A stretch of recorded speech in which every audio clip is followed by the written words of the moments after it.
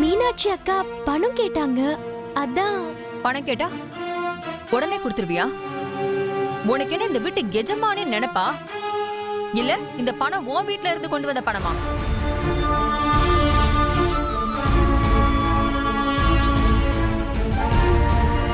இங்க இருந்து பணத்தை எடுத்து கொடுக்க உனக்கு என்ன உரிமை இருக்கு?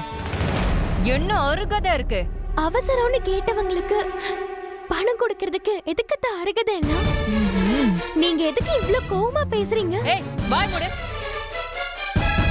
இது என்ன நீ டிசைன் செஞ்சு சம்பாரிச்ச பணமா? இல்ல உங்க அப்பா அம்மா நீ செலவுக்கு வச்சுக்கோன்னு தூக்கி கொடுத்த பணமா?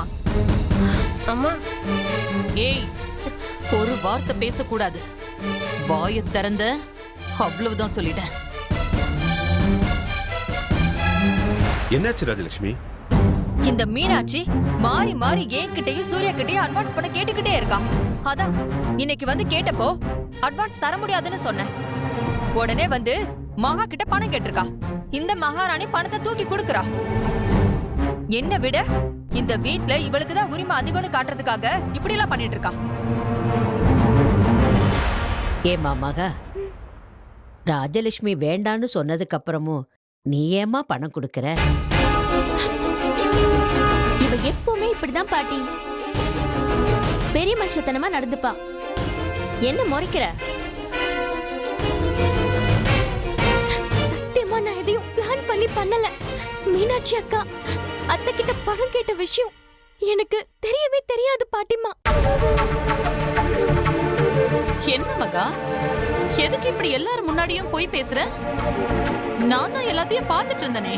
மீனாட்சி உங்ககிட்ட பணம் கேட்கும்போது உங்க அத்தை தரமாட்டேன்னு சொல்லிட்டாங்க அப்படின்னு சொல்லியும் நான் பணம் தரேன்னு நீ தானே சொன்ன. அதை என் கண்ணால பார்த்தனே. பண்றதெல்லாம் பண்ணிட்டு அப்படியே மாத்தி பேசுற. எனக்கு என்னவோ சித்ரா பேசுறதுல உடன்பாடு இல்ல. ஏதோ மாத்தி பேசுற மாதிரி இருக்கு. எனக்கும் அப்படித்தான் தோணுது. காயத்ரி, நீ கொஞ்சம் அமைதியா இருக்கியா? இவ கையில காசு வச்சிருக்கா. கேட்டதுக்கு மீனாட்சிக்கு தான் கொடுக்க வந்தேன்னு அவளே சொல்றா. அதுக்கப்புறம் எல்லாரும் அவளுக்கு சப்போர்ட் பண்ணி என்ன அசிங்கப்படுத்துறீங்களா?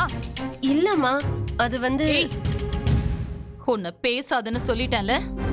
ஒரு வார்த்தை பேசுனா அவ்வளவுதான்.